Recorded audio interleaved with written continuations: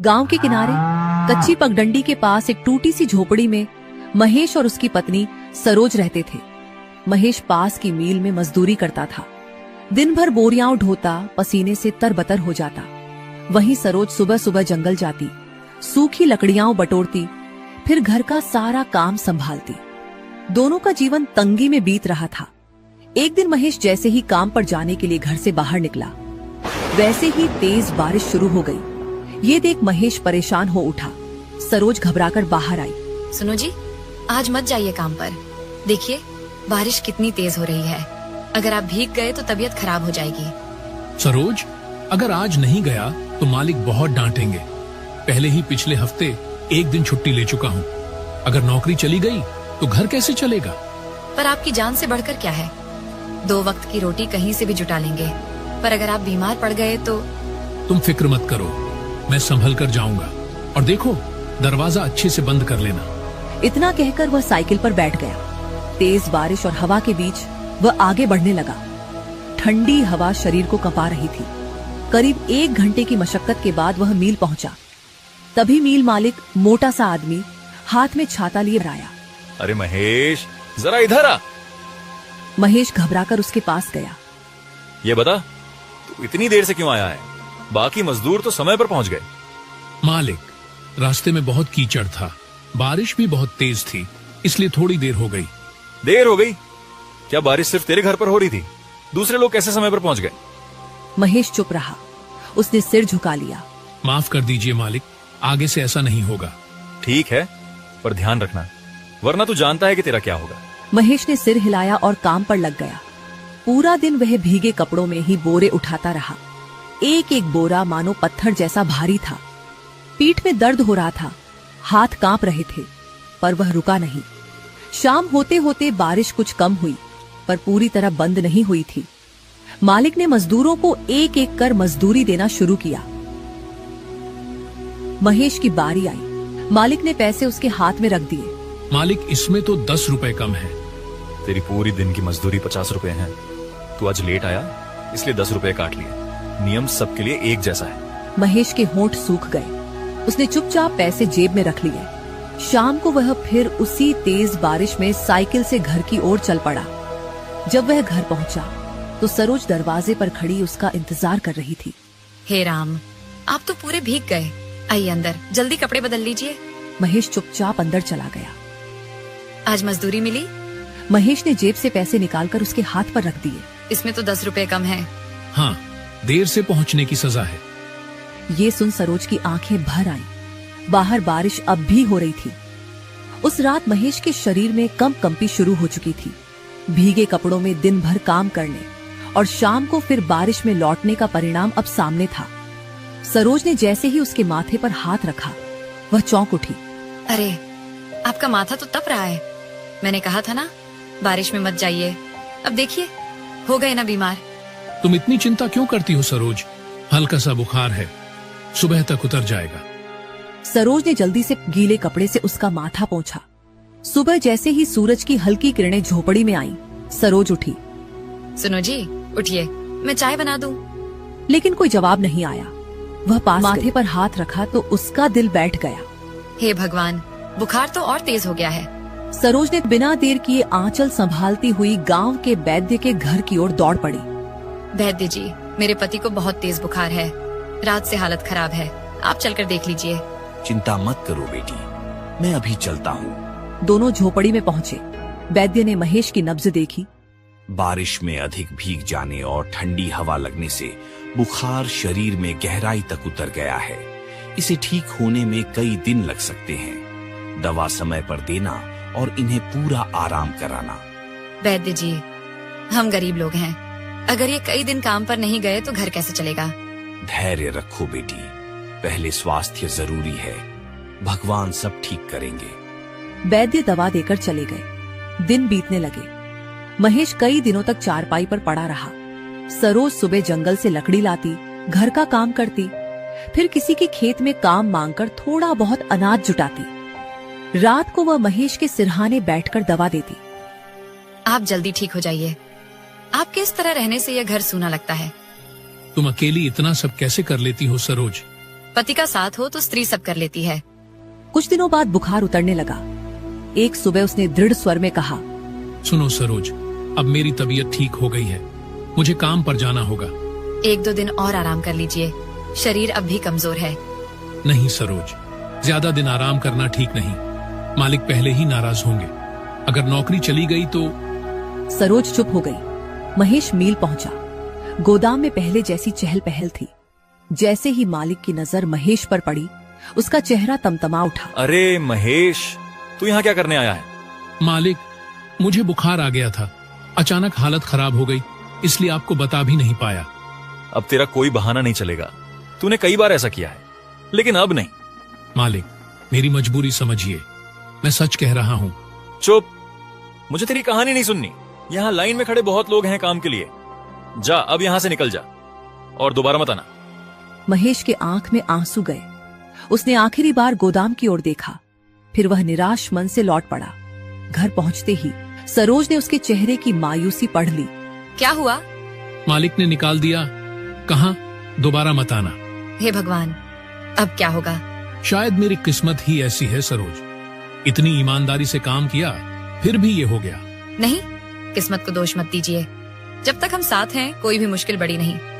मालिक द्वारा नौकरी से निकाल दिए जाने के बाद महेश का मन पूरी तरह टूट चुका था। फिर भी अगले ही दिन सुबह सुबह वह गांव में काम की तलाश में निकल पड़ा।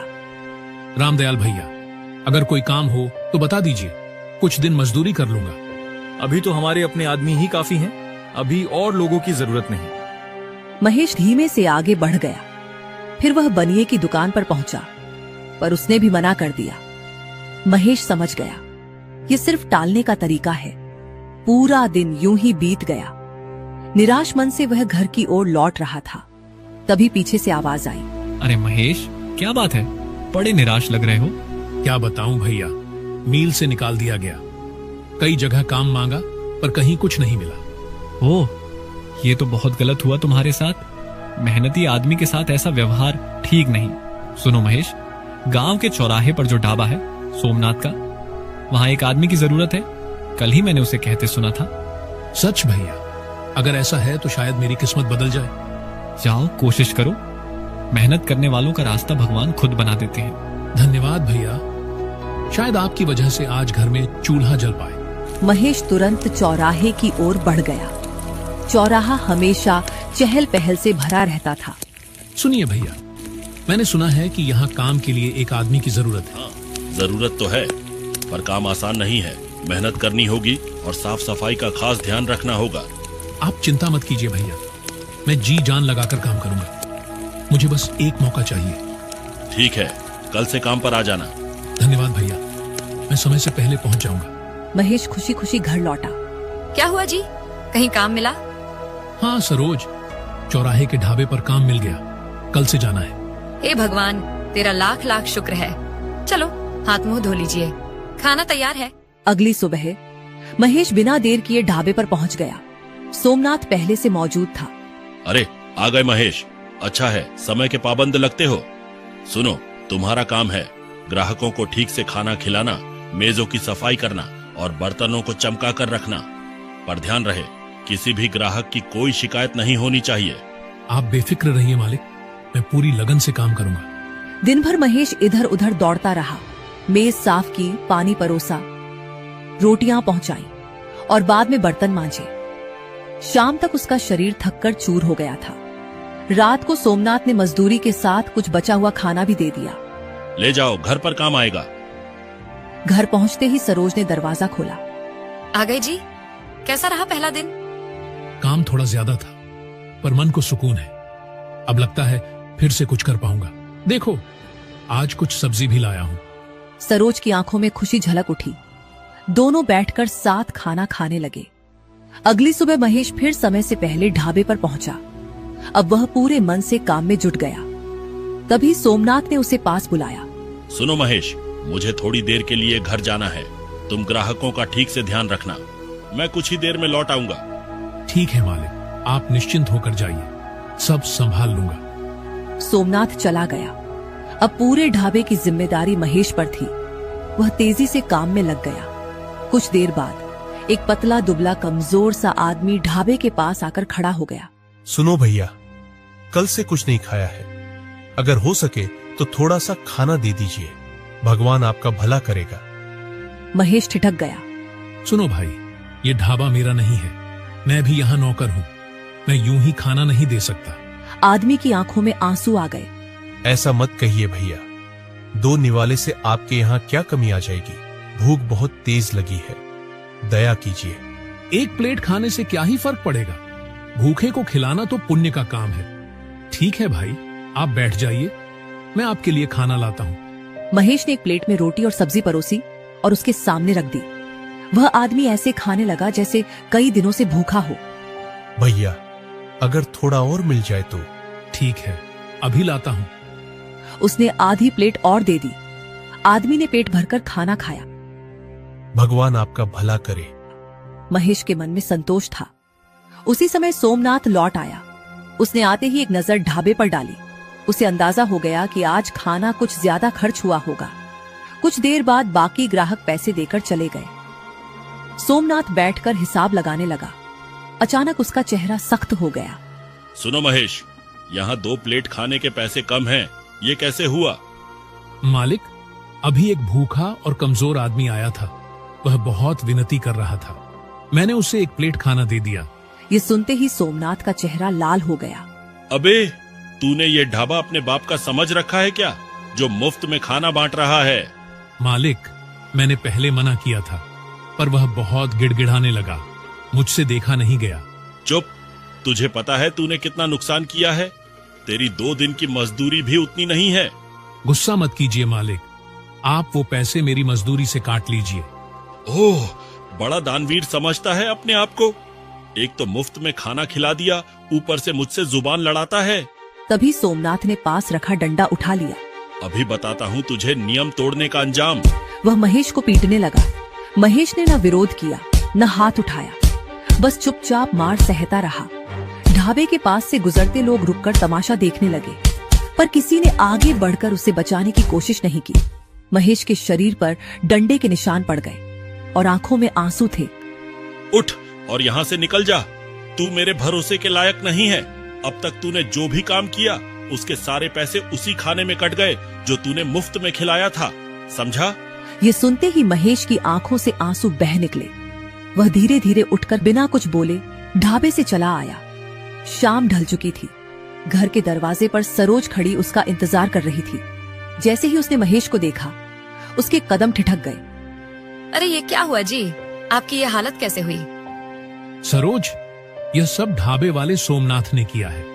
मैंने गलती से एक भूखे आदमी को मुफ्त में खाना खिला दिया। क्या?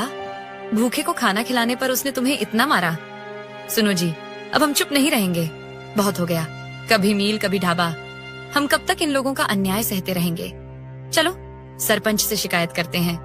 नहीं सरोज, मुझे नहीं लगता कि सरपंच हमारी बात सुनेंगे। क्यों नहीं सुनेंगे?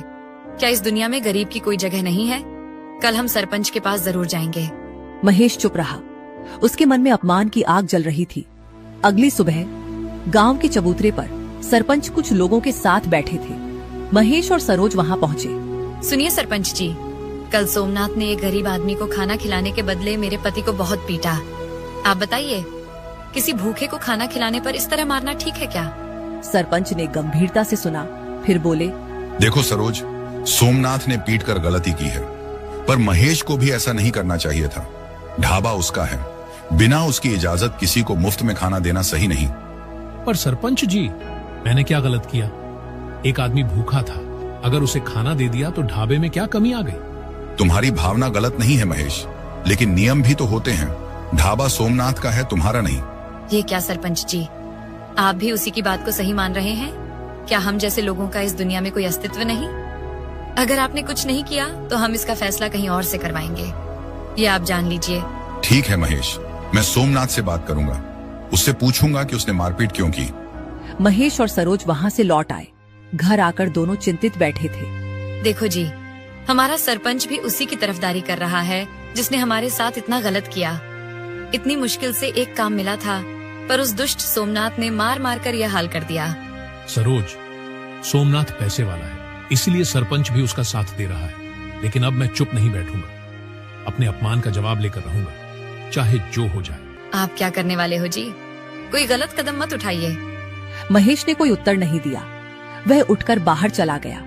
सरोज दरवाजे पर खड़ी उसे जाते हुए देखती रही। कहीं यह गुस्सा उन्हें किसी अनहोनी की ओर न ले जाए। उधर सरपंच सीधे सोमनाथ के ढाबे पर पहुंचे। सोमनाथ ने जैसे ही उन्हें आते देखा, तुरंत हाथ जोड़कर आगे बढ़ा। आइए सरपंच जी, आपका स्वागत है। बताइए कैसे आना हुआ? सोमनाथ, तूने महेश के साथ ऐसा व्यवहार क्यों किया? वह तेरे यहाँ काम करता था। उसने बस एक गरीब को खाना खिला दिया, बदले में तूने उसे बुरी तरह पीट दिया। सरपंच जी, आप ही बताइए, मेरे ढाबे पर रोज कितने लोग आकर मुफ्त में खाने की बात करते हैं। अगर मैं सबको खिलाने लगूं तो मैं खुद कंगाल हो जाऊंगा। मैंने यहाँ कोई लंगर नहीं लगाया है जो हर किसी को मुफ्त में खिलाता रहूं। देख सोमनाथ, समझाने का भी एक तरीका होता है।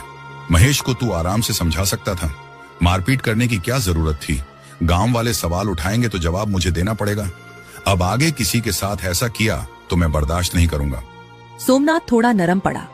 ठीक है सरपंच जी, आगे से ध्यान रखूंगा। यह कहकर सरपंच वहां से लौट गए। उधर महेश अकेला जंगल की ओर चला गया था। पेड़ों के बीच अंधेरा घिरने लगा था। महेश के मन में उथल पुथल मची थी। हे भगवान, तूने मुझे इतना गरीब क्यों बनाया? क्या गरीब होना ही सबसे बड़ा अपराध है? लेकिन अब जो भी हो, मुझे सब कुछ बदलना होगा। या तो मैं मर जाऊंगा या हालात बदल दूंगा। इधर घर पर सरोज अकेली बैठी प्रतीक्षा कर रही थी। हे भगवान, ना जाने ये कहाँ चले गए, कुछ बताया भी नहीं। उनकी रक्षा करना प्रभु। जंगल में चलते चलते महेश ने देखा, एक पेड़ के नीचे एक पक्षी घायल अवस्था में पड़ा है। महेश तुरंत उसके पास गया। अरे बेचारा, किसने तुझे इस हालत में छोड़ दिया? उसने अपने अंगोछे से उसके घाव साफ किए, पास की झील से पानी लाकर उसकी चोंच में डाला। कुछ ही क्षणों में एक अद्भुत घटना घटी। वह पक्षी धीरे धीरे एक वृद्ध बाबा के रूप में परिवर्तित हो गया। अरे बाबा, आप ये सब क्या है? बेटा, एक श्राप के कारण मैं इस रूप में भटक रहा था, पर तेरी दया ने मुझे मुक्त कर दिया। पर तू बता, इस अंधेरी रात में जंगल में क्या कर रहा है? महेश ने बाबा को अपने साथ हुई सारी घटना बता दी। मील की नौकरी, ढाबे की मार, अपमान और निराशा। बेटा, ये संसार ऐसा ही है। यहाँ गरीब का अपमान अक्सर होता है। पर तू क्या चाहता है? तेरे मन की सच्ची इच्छा क्या है? बाबा, मैं कुछ ऐसा करना चाहता हूँ जहाँ गरीब की इज्जत हो, जहाँ कोई भूखा न रहे। मैं खुद उस दर्द से गुजरा हूँ। मैं नहीं चाहता कि कोई और अपमान सहे। महेश, तेरे मन में सच्चाई है। आज के समय में ऐसे लोग बहुत कम होते हैं जो दूसरों के लिए सोचें। यह कहकर बाबा ने अपनी पोटली से एक माला निकाली। यह एक जादुई माला है। इससे जो भी तू मांगेगा वह तुझे मिल जाएगा। पर ध्यान रहे, यदि तू लालच में आकर कुछ गलत मांग बैठा तो इसका परिणाम भी वैसा ही होगा। महेश ने माला दोनों हाथों में ली। मैं वचन देता हूँ बाबा, इसका उपयोग केवल अच्छे काम के लिए करूंगा। तेरा समय बदलेगा बेटा, पर याद रख, सबसे बड़ी शक्ति दया और संयम है। इतना कहकर बाबा धीरे धीरे प्रकाश में विलीन हो गए। महेश ने माला को सीने से लगाया और घर की ओर चल पड़ा।